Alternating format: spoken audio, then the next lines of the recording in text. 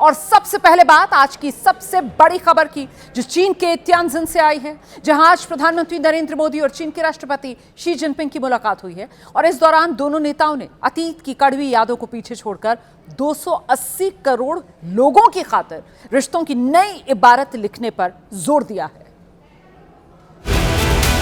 पहली तस्वीर जब प्रधानमंत्री नरेंद्र मोदी और चीन के राष्ट्रपति शी जिनपिंग ने मुस्कुराते हुए हाथ मिलाया। दूसरी तस्वीर जब दोनों नेता अपने अपने प्रतिनिधि मंडल के साथ बातचीत की मेज पर बैठे तो आपसी मुद्दों पर खुलकर बात हुई। अब दोनों तस्वीरें एक साथ देखिए, जो चीन के तियानजिन शहर की है, जहां शंघाई सहयोग संगठन की बैठक हो रही है, जिसमें शामिल होने प्रधानमंत्री नरेंद्र मोदी भी पहुंचे हैं। जहां इस समिट से इतर चीन के राष्ट्रपति जिनपिंग ने प्रधानमंत्री मोदी से मुलाकात की है। वैसे तो मोदी जिनपिंग की द्विपक्षीय मुलाकात 10 महीने बाद ही हुई है, लेकिन चीन की जमीन पर पूरे 7 साल बाद गलवान विवाद की वजह से भारत और चीन के रिश्ते बेहद खराब हो गए थे, जिसे अब दोनों ही देशों ने भुलाकर आगे बढ़ने का संकल्प लिया है।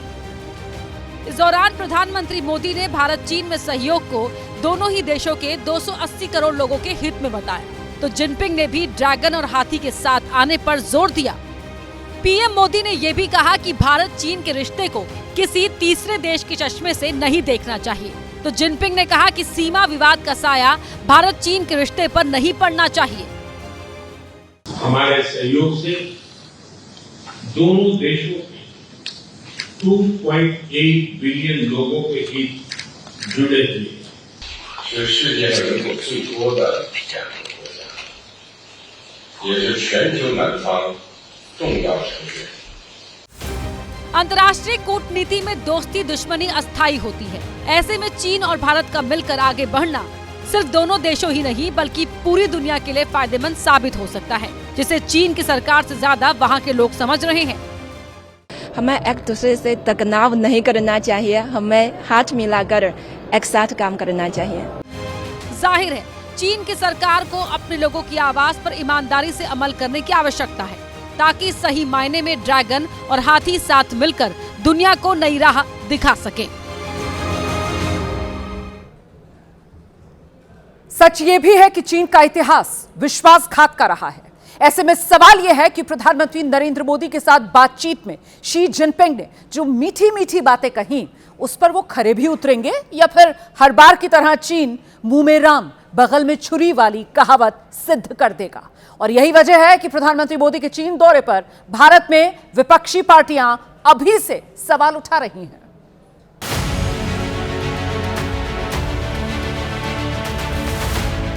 शी जिनपिंग के न्योते पर प्रधानमंत्री नरेंद्र मोदी चीन पहुंचे, तो अब भारत में इस पर राजनीति शुरू हो गई। समाजवादी पार्टी के अध्यक्ष अखिलेश यादव ने सोशल मीडिया में लंबा चौड़ा पोस्ट लिखकर बीजेपी की चीनी चाल की क्रोनोलॉजी समझाई। इस पे उन्होंने बीजेपी सरकार की चीन नीति की वजह से देश का भूगोल बदलने की आशंका जताई। अखिलेश यादव के मुताबिक पहले चीन अपना माल भारत के बाजार में भर देगा और फिर हमारी जमीन पर कब्जा बढ़ाएगा। अखिलेश की इन बातों का कई विपक्षी दलों समेत कांग्रेस ने भी समर्थन किया। फिर से वही शुरू होने वाला है। घर में बोलते हैं स्वदेशी और हो वही रहा है जो आपके सामने है। चीन का माल धनाधन यहाँ बिक रहा है। इस पर अब एनडीए से तीखा पलटवार हुआ है। मतलब इन लोग को प्रधानमंत्री को कोसना, गाली देने के अलावा आज की तारीख में कोई काम नहीं है। राष्ट्र हित से इनको कोई मतलब नहीं। अखिलेश यादव जी का बयान कमोवेश इसी दिशा में है। उन्हें इस बात से ईर्ष्या होती है कि भाई भारत का डंका हर देश में क्यों बजता है। राजनीति अपनी जगह, लेकिन सच ये है कि चीन का इतिहास गच्चा देने वाला रहा। पंचशील पर दस्तखत करने के बाद उसने 62 की जंग की। अक्टूबर 2019 में शी जिनपिंग ने भारत दौरा किया और उससे लौटने के बाद ड्रैगन आर्मी ने जून 2020 में गलवान झड़प की।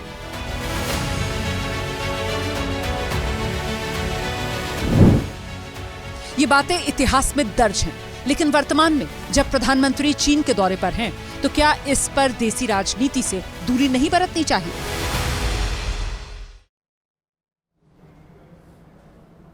देखिए, चीन और पाकिस्तान भारत की विदेश नीति और घरेलू राजनीति के सदाबहार किरदार हैं, जिनके नाम का सत्ता पक्ष हो विपक्ष हो, दोनों ही अपनी अपनी जरूरत के हिसाब से इस्तेमाल करते रहे हैं। और ऐसे में सवाल यह कि क्या भारत को अपनी विदेश नीति पर कुंडली मारकर बैठे रहना चाहिए या फिर बदलते समय के अनुसार चलना चाहिए।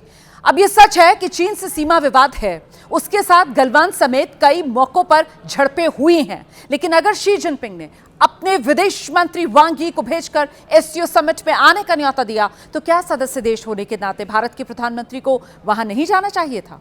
ऐसे समय में जब अमेरिकी राष्ट्रपति डोनाल्ड ट्रंप अपने अहंकार की खातिर भारत के कारोबार को नुकसान पहुंचाना चाह रहे हैं, भारी भरकम 50% टैरिफ लगा चुके हैं, तो क्या भारत सरकार को नई संभावनाओं की तलाश नहीं करनी चाहिए थी? प्रधानमंत्री के चीन दौरे का विरोध करने वालों को याद रखना चाहिए, एससीओ समिट में 20 से ज्यादा देश शिरकत कर रहे हैं। माना कि चीन पर भरोसा करना मुश्किल है, लेकिन जब अमेरिका हमें आंखें दिखा रहा है, उसकी मंशा भारत को अपने हिसाब से चलाने की है, तब भारत जैसे संप्रभु राष्ट्र के लिए नए वर्ल्ड ऑर्डर की ओर क्या बढ़ना नहीं चाहिए? और यह भी तो सच है कि प्रधानमंत्री स्वदेशी पर जोर दे रहे हैं, उनका मकसद देसी उत्पादों को बढ़ावा देना है, लेकिन भारत को अभी चीन जैसी मैन्युफैक्चरिंग पावर बनने में वक्त लगेगा। और ऐसे में हकीकत यह भी है कि देश की जरूरत के हिसाब से हम पूरी तरह चीनी सामान की अनदेखी भी तो नहीं कर सकते। चीन को काउंटर करने के लिए अमेरिका की पहल पर क्वाड बना, इसमें ऑस्ट्रेलिया है, जापान है, भारत और अमेरिका शामिल है। लेकिन रिपोर्ट्स के मुताबिक डोनाल्ड ट्रंप की भारत में होने वाली क्वाड समिट में अब दिलचस्पी नहीं है, और ऐसे में भारत क्यों ना बदलते हालात में रूस, चीन के साथ साझेदारी वाले संगठन एससीओ में, ब्रिक्स में नई धार देने के लिए जुटे? ये महत्वपूर्ण सवाल है और इसी दिशा में अब भारत आगे बढ़ रहा है। तो चीन के तियानजिन शहर में एससीओ सम्मेलन शुरू हो चुका है। इस समिट में पाकिस्तानी प्रधानमंत्री शहबाज शरीफ भी शामिल हो रहे हैं।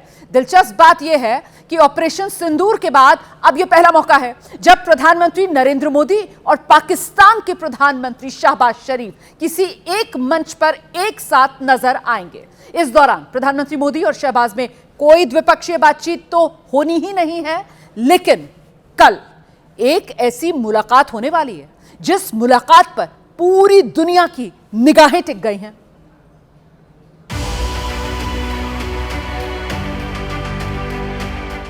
शंघाई सहयोग संगठन के मंच पर शी जिनपिंग ने अपनी पत्नी संग प्रधानमंत्री नरेंद्र मोदी का औपचारिक स्वागत किया। इस तरह से एक एक कर तमाम नेता मंच पर पहुंचते गए और शी जिनपिंग से हाथ मिलाते गए।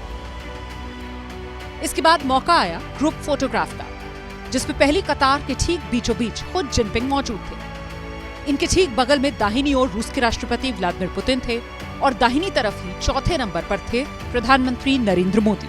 तो शी जिनपिंग की बाईं ओर 5वें नंबर पर थे पाकिस्तानी प्रधानमंत्री शहबाज शरीफ। क्योंकि पाकिस्तान भी एससीओ का सदस्य है, ऐसे में उसके पीएम भी इसकी बैठक में हिस्सा लेने पहुंचे, तो हर मेहमान की तरह शहबाज का भी स्वागत हुआ। जो कांग्रेस प्रवक्ता सुप्रिया श्रीनेत की नजर में भारत की विदेश नीति की नाकामी है। अब ये कामयाबी है या नाकामी, ये तो कूटनीति के जानकार ही जाने, लेकिन सच ये है कि ऑपरेशन सिंदूर के बाद ये पहला मौका है जब किसी मंच पर एक साथ प्रधानमंत्री मोदी और शहबाज शरीफ मौजूद हैं। शहबाज से प्रधानमंत्री मोदी ने कोई द्विपक्षीय बात नहीं की, ये पहले से ही तय है। लेकिन 1 सितंबर को चीन के तियानजिन में एक ऐसी मुलाकात भी होनी है जिस पर अमेरिका समेत पूरी दुनिया की निगाहें टिकी हैं। ये मीटिंग होगी प्रधानमंत्री मोदी और रूस के राष्ट्रपति पुतिन की। रूस और भारत सदाबहार दोस्त हैं, जिस पर अमेरिकी राष्ट्रपति ट्रंप को ऐतराज है। उन्हें दिक्कत इस बात से भी कि रूस से भारत तेल क्यों खरीद रहा है। इस वजह से ट्रंप ने भारत पर अतिरिक्त 25% टैरिफ लाद दिया। ऐसे में सोमवार को जब चीन में पुतिन और मोदी मिलेंगे तो यकीनन ट्रंप नजरें गड़ाकर टेलीविजन देखेंगे। वैसे पीएम मोदी से तियानजिन में मुलाकात के बाद पुतिन दिसंबर महीने में भारत भी आने वाले हैं, जो अभी से टैरिफ किंग के लिए बेचैनी बढ़ाने वाला है। तो क्या वाकई भारत के रूस से तेल खरीदने की वजह से डोनाल्ड ट्रंप नाराज हो गए? इस सवाल का जवाब मिल गया है। ये जवाब किसी और ने नहीं बल्कि अमेरिकी अखबार न्यूयॉर्क टाइम्स ने दिया है, जिसकी रिपोर्ट के मुताबिक प्रधानमंत्री नरेंद्र मोदी अमेरिकी राष्ट्रपति के दबाव के आगे झुके नहीं, उन्हें नोबेल पुरस्कार के लिए नॉमिनेट नहीं किया और इसीलिए डोनाल्ड ट्रंप नाराज हो गए हैं और भारत पर अतिरिक्त 25% टैरिफ डोनाल्ड ट्रंप ने लगा दिया।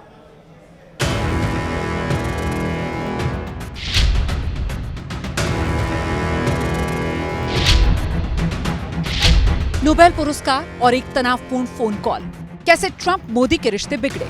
राष्ट्रपति ट्रंप की ओर से भारत पाकिस्तान युद्ध का समाधान करने के बार बार किए गए दावों से भारत के प्रधानमंत्री नरेंद्र मोदी क्रोधित हो गए और ये तो बस शुरुआत थी। ये रिपोर्ट अमेरिका के अखबार न्यूयॉर्क टाइम्स की है, जिसमें डोनाल्ड ट्रंप के झूठ की पूरी पोल खोल दर्ज है। रूस से भारत का तेल खरीदना तो सिर्फ बहाना है। डोनाल्ड ट्रंप के भारत पर टैरिफ थोपने की असली वजह उनके झूठे दावे को प्रधानमंत्री नरेंद्र मोदी की तरफ से सरेआम खारिज करना है।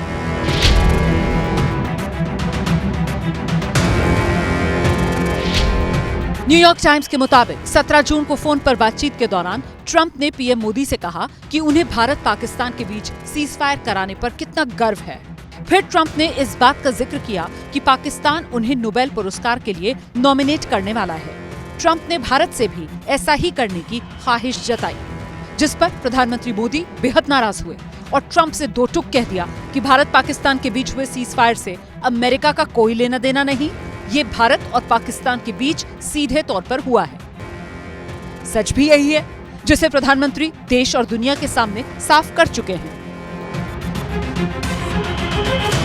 पाकिस्तान को घुटने टेकने के लिए मजबूर कर दिया। लेकिन ट्रंप को शायद झूठ बोलने की लत ऐसी लगी कि वो अब तक 30 से ज्यादा बार भारत पाकिस्तान में संघर्ष विराम का श्रेय ले चुके हैं। Tariffs on you that was so high, I don't give a damn. Your head's gonna spin. You're not gonna end up in a war. Within about 5 hours, it was done. खबर तो यहाँ तक है कि वो नोबेल पुरस्कार के लिए नॉर्वे सरकार के एक मंत्री को भी फोन कर चुके हैं। लेकिन पीएम मोदी ऐसे ही एक फोन कॉल पर ट्रंप की तमन्ना को झटका दे चुके हैं, जिसकी तस्दीक अमेरिकी मीडिया ने की है, जिससे ट्रंप इस कदर खफा हुए कि उन्होंने रूस से तेल खरीदने का बहाना बनाकर भारत पर अतिरिक्त 25% टैरिफ लगा दिया। हद तो यह है कि निजी ख्वाहिश के लिए ट्रंप ने अमेरिका और भारत के रिश्तों को ताक पर रख दिया। न्यूयॉर्क टाइम्स की रिपोर्ट तो यहाँ तक कहती है कि अब ट्रंप भारत में होने वाली क्वाड की बैठक में भी नहीं आएंगे। ऐसे में अब सवाल यह है कि अगर प्रधानमंत्री मोदी सितंबर में संयुक्त राष्ट्र महासभा में हिस्सा लेने गए तो क्या वो भी ट्रंप से दूर ही रहेंगे?